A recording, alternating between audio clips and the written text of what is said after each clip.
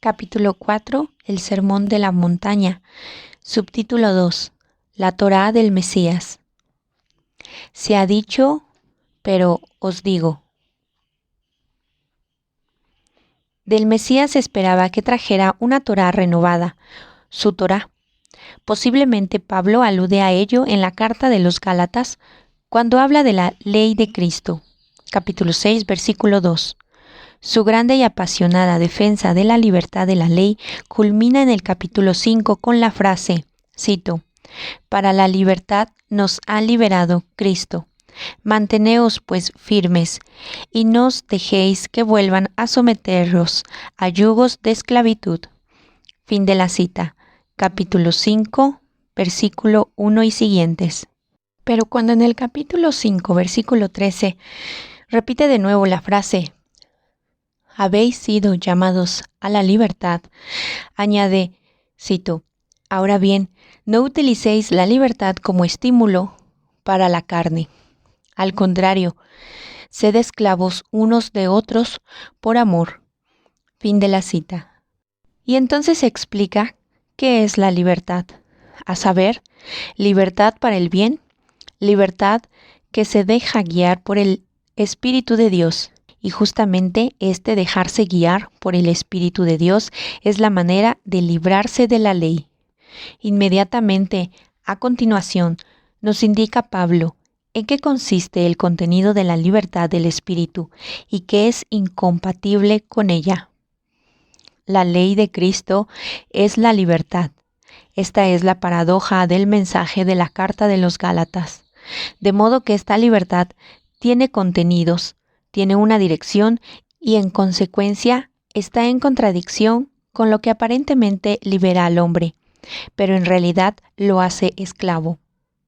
La Torá del Mesías es completamente nueva, distinta, pero precisamente así cumple la Torá de Moisés. La mayor parte del Sermón de la Montaña, Mateo capítulo 5, versículos del 17 y capítulo 7, versículo 27, está dedicada al mismo tema. Tras la introducción programática, por medio de las bienaventuranzas, nos presenta, por así decir, la Torá del Mesías. También, respecto a los destinatarios y las intenciones que persigue el texto, hay una analogía con la carta a los Gálatas. Pablo escribe a cristianos de origen gentil, que en vista de la impugnación de la predicación paulina por parte de cristianos de origen judío, estaban sumidos en la duda de si no debían cumplir puntualmente la Torá en sentido antiguo. Esta inseguridad se refería sobre todo a la circuncisión, los mandamientos sobre la comida, todo el ámbito de los preceptos de pureza y el modo de guardar el sábado. Pablo ve en estas ideas un retroceso respecto a la novedad del camino mesiánico, con el que se pierde lo esencial de ese camino. La universalización del pueblo de Dios, merced a la cuna Israel, puede abarcar ahora al conjunto de los pueblos del mundo, y el Dios de Israel es llevado a las naciones, como se había prometido, y se muestra como Dios, como único Dios de todas ellas. Lo decisivo ya no es la carne, la descendencia biológica de Abraham, sino el espíritu. El permanecer a la herencia de la fe y de la vida de Israel por la comunión con Jesucristo, que ha espiritualizado la ley y de este modo la han convertido en camino de vida para todos.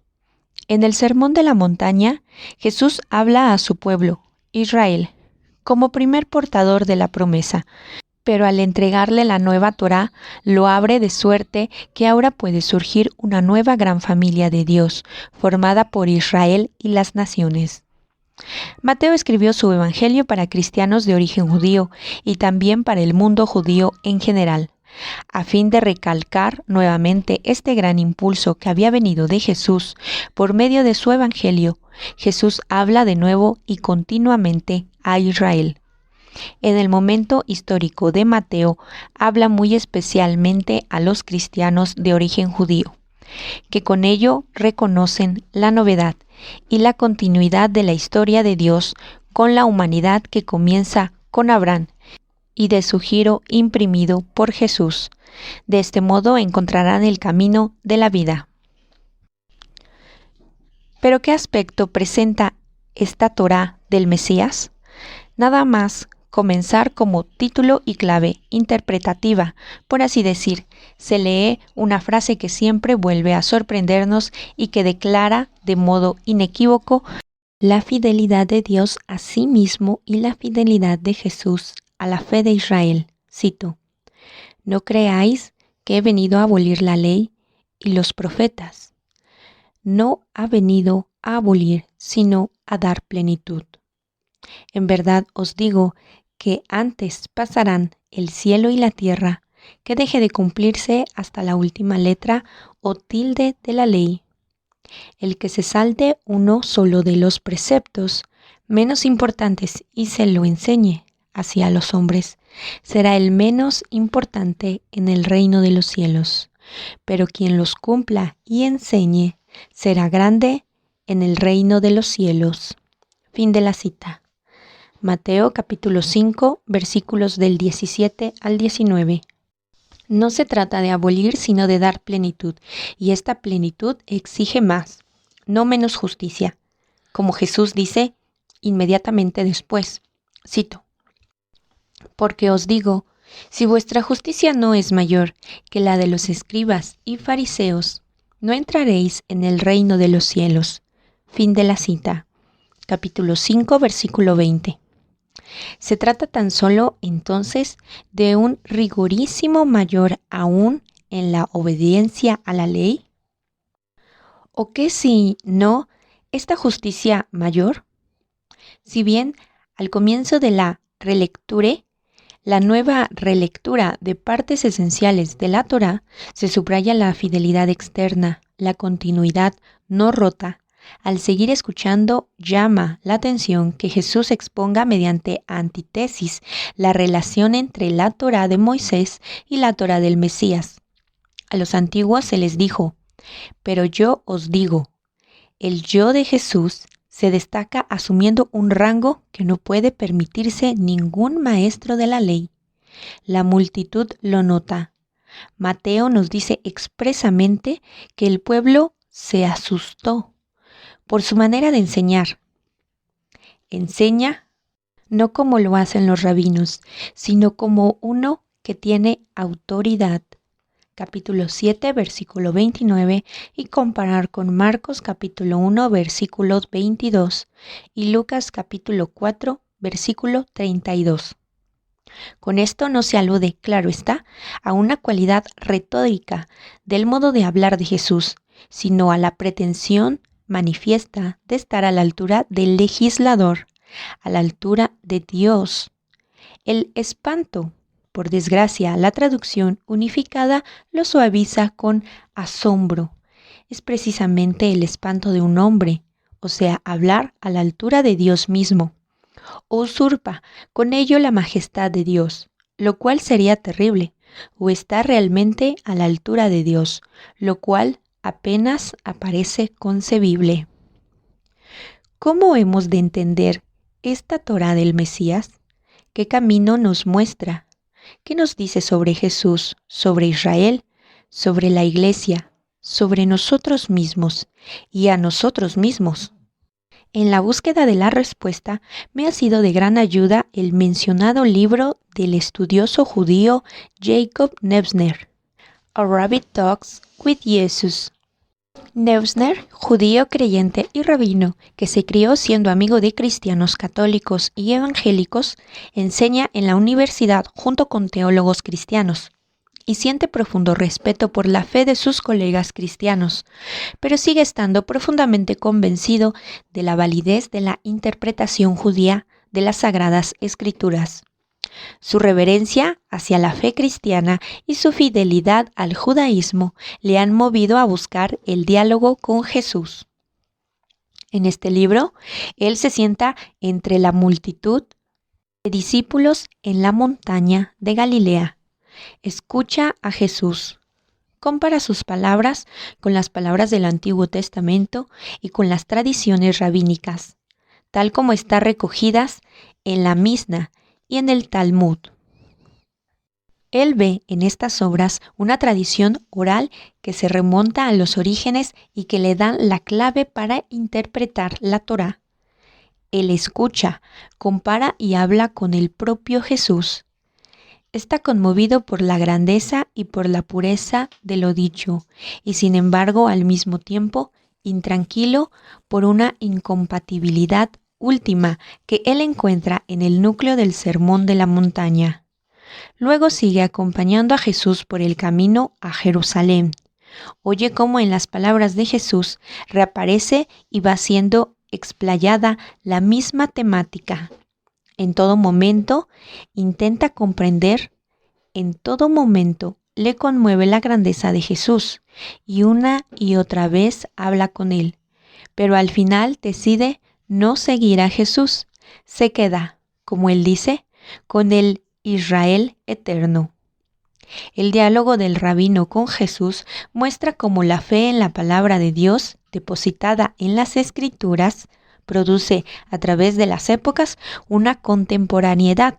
Partiendo de la Escritura, el rabino puede adelantarse en el hoy de Jesús y partiendo de ella Jesús viene a nuestro hoy.